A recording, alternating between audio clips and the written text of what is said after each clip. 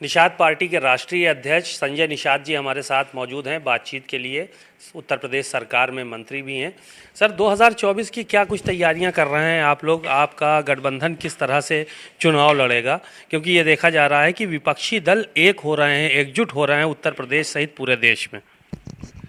वो तो बटुरे जोगे मठ उजाड़ कई बार मैं कह चुका हूँ। और वहाँ दल मिल सकते हैं, दिल नहीं मिल सकता।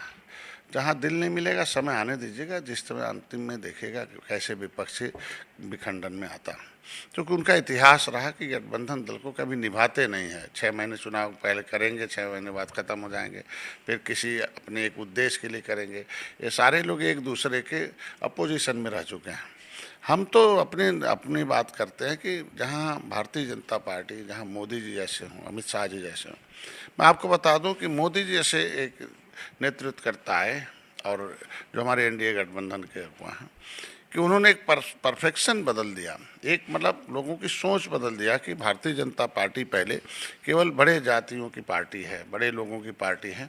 लेकिन अभी जब कोई आदमी वोट डाल के आता है तो पूछा कि किसे वोट दिया, तो ये नहीं कहता कि फलां को, वो कहता मोदी जी को वोट दिया हूँ, मोदी जी को वोट दिया हूँ। इसके मतलब मोदी जी ने अब गरीबों के अंदर ये मतलब ये हो गया कि ये शोषितों और गरीबों और इनकी दलितों की पार्टी हो चुकी है। तो ये हम मोदी जी को धन्यवाद देते हैं। और इस बात को धन्यवाद इसलिए देते हैं कि हम लोग निचले पावदान पर आ रहे हैं तो पता चलता है कि उन्होंने हमारे मछुआरों के लिए कितना किया। हम भी तो दलदल में हैं कि उन्हें स्पेशल उन्होंने हमारे लिए पैसा दिया, हमारे लिए मंत्रालय अलग किया। और कितना उत्तर प्रदेश में हम 1 नंबर पर, सभी विभागों से हम ग्रोथ में 1 नंबर पर मत्स्य विभाग है। हम नहीं कहते हैं, जो है हम जो रिपोर्ट करता है सूचना विभाग, ये सारे जो बैठ के एनालिसिस होती है उसमें।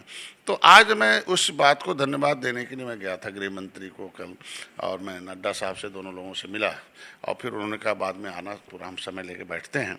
लेकिन निश्चित रूप से उत्तर प्रदेश को दर्द को मैंने बताया कि उत्तर प्रदेश में अब 80 की 80 जीतने की रणनीति हम लोग बन गई है और निश्चित रूप से हम लोग जीतेंगे। और जिसमें हमारे निषाद बहुल क्षेत्र जो है हमने रूट लेवल तक कर रखा है। और हमने ये बता दिया छत्तीसगढ़ में भी, झारखंड में भी, हमने मध्य प्रदेश में भी, बिहार में भी, और हम जो भी और बगल के हिंदी भाषी राज्य हैं उसमें तो है ही है।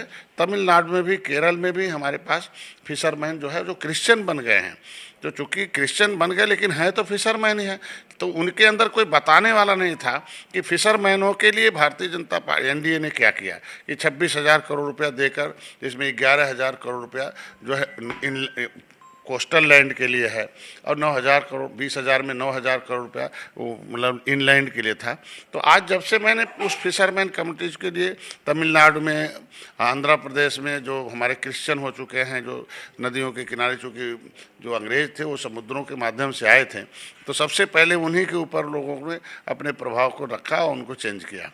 तो आज के दिन में जो कोस्टल एरिया के जो निषाद हैं वो भी आज के दिन में जो आपने प्रधानमंत्री मत्स्य संपदा योजना बनाया उससे हुआ है। साथ 24 के चुनाव नज़दीक हैं, सीटों को लेकर बात करने के लिए आप गए थे, ये माना जाए? क्योंकि यहाँ पे और भी संख्या बढ़ गई है, आपके भैया भी आ गए हैं अब तो गठबंधन में।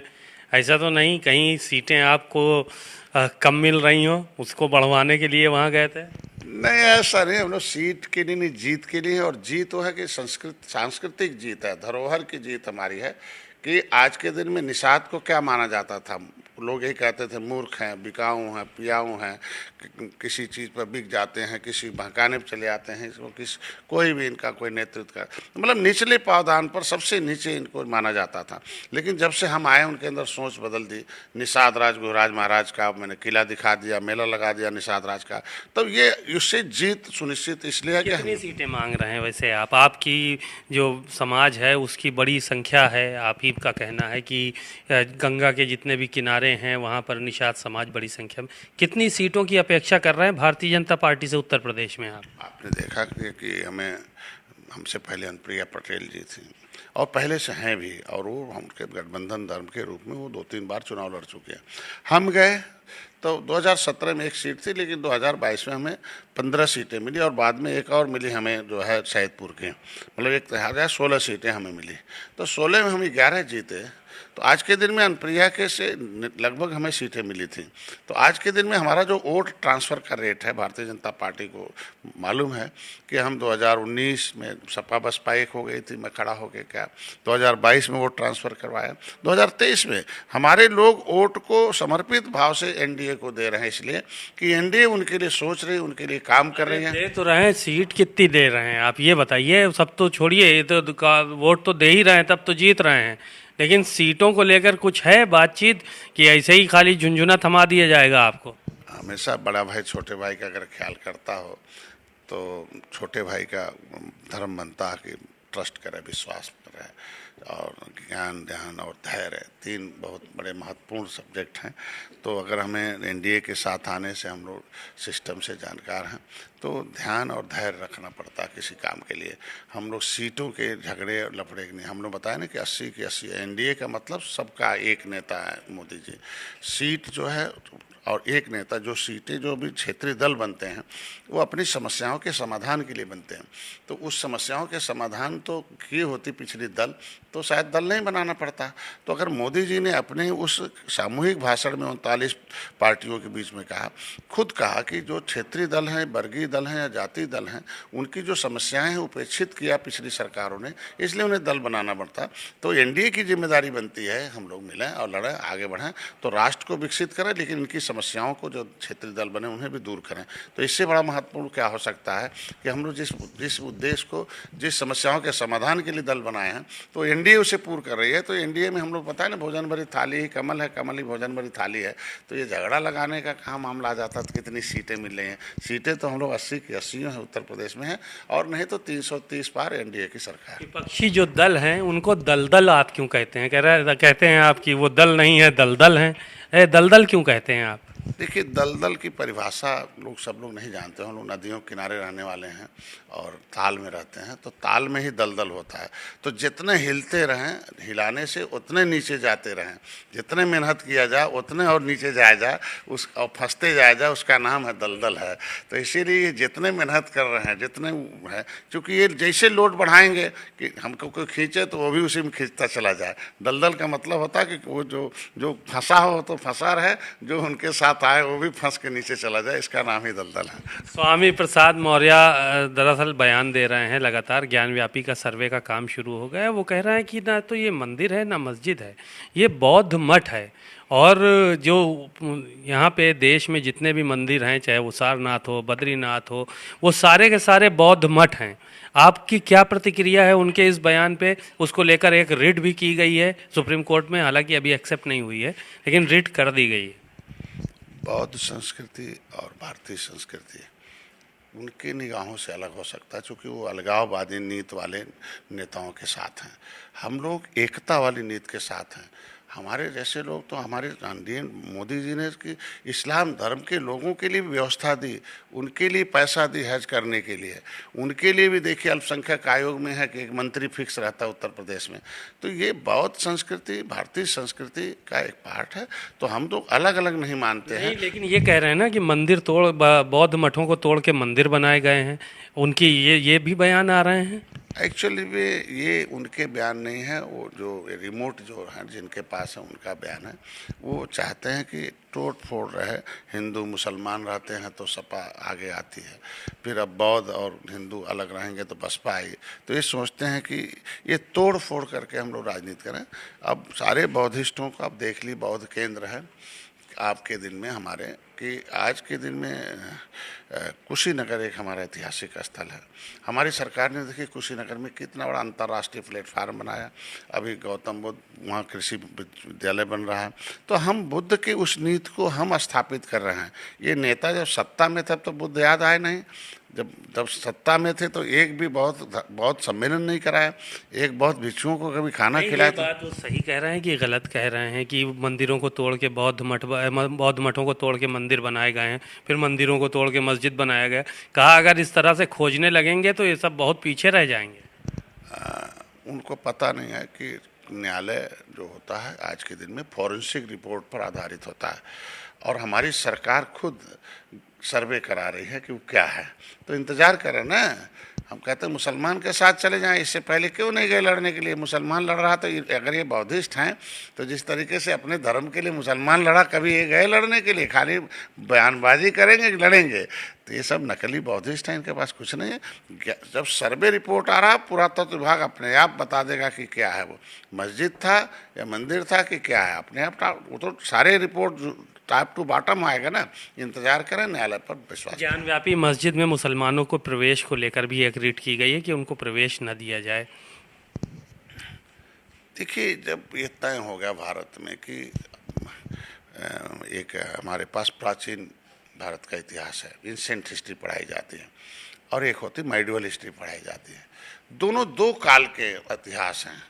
तो ये भारत तो भारतीय संस्कृतियों का है, वो जहाँ भी मुसलमान बैठेगा वो हमारे भारतीय संस्कृति की वो धरोहर है। किसी भी जगह खाली जगह बैठेगा तो जब जो बाद में आया तो बाद में आया, अगर वो विवाद करता, उनके धर्म में लिखा हुआ है मुसलमान धर्म, हम तो चाहते हैं कि मुसलमान को ये रिट दाखिल करना चाहिए किसी मुसलमान को कि जो जगह विवादित हो वहाँ इबादत करना गुनाह है। तो इस भारत में रहकर मुसलमान गुनाह क्यों करेगा? विवादित होने पे इबादत करना गुनाह है, पूजा करना जायज़ है।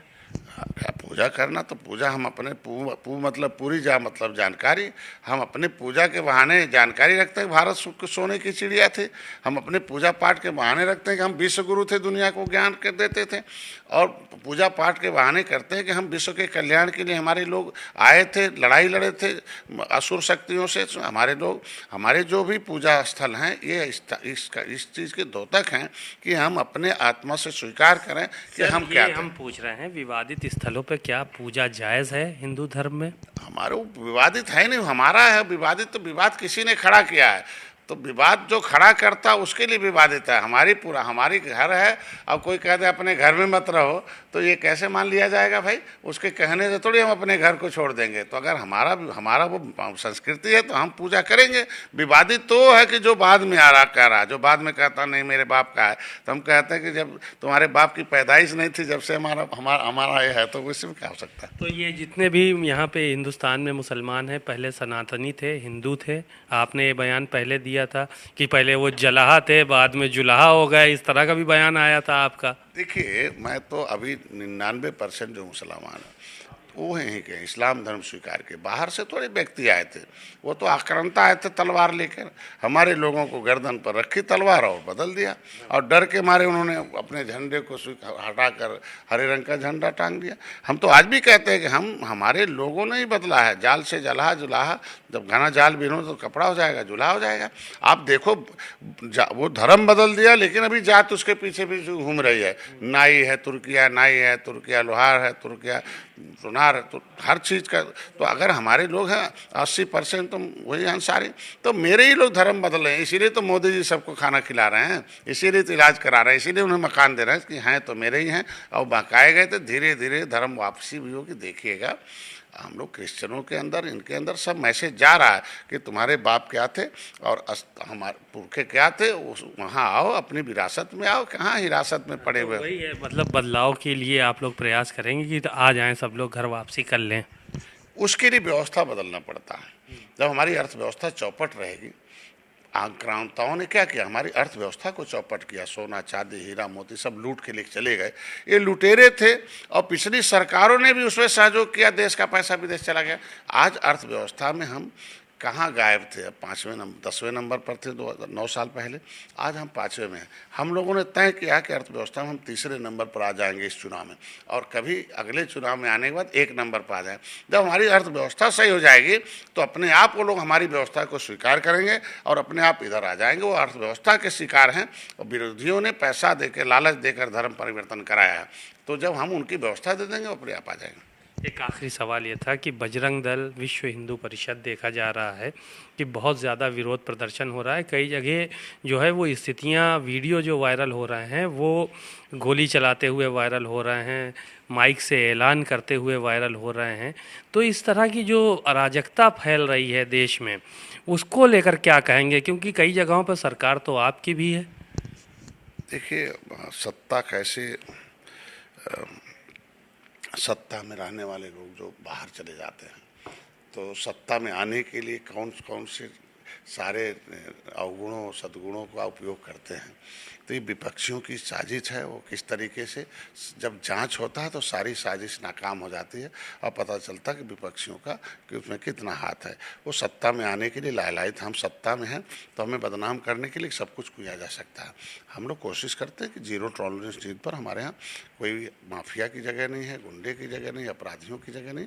हमारे यहाँ इस देश के राष्ट्र के विकास में जो आए और हमारे इस मिशन को जो निचले पावदान पर रहने वाले जो बेचारे हैं, जिनको सदियों से किसी ने नहीं पूछा, उनको सदियों से किसी ने नहीं उनको विकास मुखधारा में जो उसको जो लाने के प्रयास में आए वो हमारा साथी है। उसमें जो बाधक बने वो हमारा नहीं है। बातचीत के लिए शुक्रिया। संजय निषाद जी को सुना आपने, बहुत ही उन्होंने तमाम बातें कहीं, बेबाकी से अपनी बात रखी और साफ तौर पर यही कहा कि तमाम लोग ऐसे हैं हमारे लोग जिनकी गर्दनों पे तलवारें रखी गईं और उनका धर्म परिवर्तन कराया गया। जब हिंदुस्तान में व्यवस्था बदलेगी तो वो लोग अपने घर लौट आएंगे। कैमरामैन पंकज निगम के साथ सीमा नकवी, भारत समाचार, लखनऊ।